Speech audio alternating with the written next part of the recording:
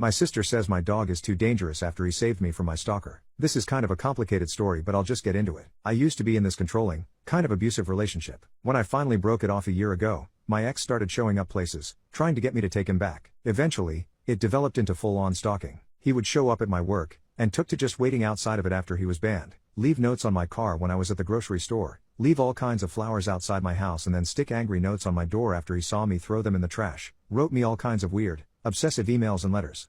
I've had to change my phone number 3 times. The behavior escalated over time, and got scarier/more threatening. In one instance, he started a small fire in my driveway, but the police couldn't get enough evidence connecting him to it. It was after that instance that I put cameras in my yard. I previously only had them pointing at my doors. I was horrified to learn that the police couldn't do anything about any of this until my stalker actually was caught doing something illegal, like breaking into my house.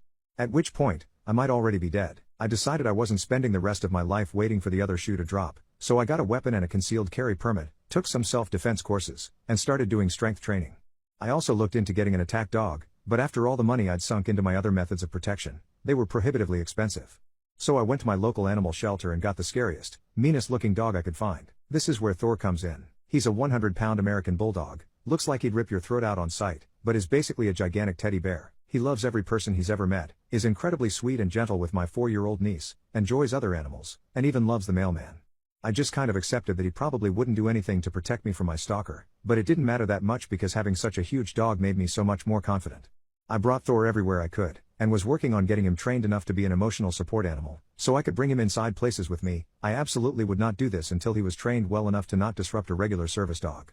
Last month, I woke up in the middle of the night to Thor whining. I was groggy and thought he had to go to the bathroom, so I got out of bed and opened the door. At that point, my house alarm went off, and pretty soon after that, I was face to face with my stalker. I started screaming and went to run for my weapon. Before I could do anything though, Thor ran across the room in full attack mode. The memory is really blurry for me, but there was red liquid all over my living room, and I remember my stalker was eventually able to escape, at which point Thor chased him outside and then came back to me.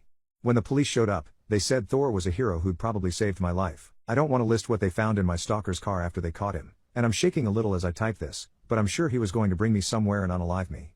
It looks like he's going to prison for a long time though, so my nightmare is over. Pretty much everyone in my life thinks Thor is a hero, except my Sil. She and my brother have a 4-year-old, the one I mentioned above, and she says she doesn't want Thor around her, the child, anymore. She says since Thor has snapped in the past, he could do it again, so he's not safe to have around kids. We used to see each other a few times a week before she decided Thor was dangerous. The way she words this makes me really angry because Thor didn't snap. He saw a stranger break into his home, heard his owner scream in terror, and reacted to defend me, himself, and his house. Nothing about that screams dangerous around children to me, unless my niece is also going to break into my house and threaten me. This is also a very emotional issue for me because Thor isn't just a dog to me. He's my safe place, my hero, the one who protected me and kept me safe when no one else could. I've also gotten increasingly anxious since this happened, and I can't go anywhere without Thor. I barely leave my house, pay to pick up my groceries from the store instead of going in because I know Thor isn't allowed inside, and all my friends know that if Thor isn't welcome in their house, I'm not coming either, although they're perfectly welcome to come hang out at my house instead. I am really going through it, and am working with a therapist to overcome this. Luckily my office is still fully remote, but I need to be able to go back to work once we're in person again. But I really need my brother and Sil support. I think my Sil thinks I'm just pouting, and that's why I won't just leave the dog home and come over without him. I don't know how to explain to them that the fear hasn't stopped just because my stalker is in jail. It's actually a lot worse than it was before. I've already suggested they come over and I crate Thor, but that wasn't good enough for her. What can I do to make her understand the situation better?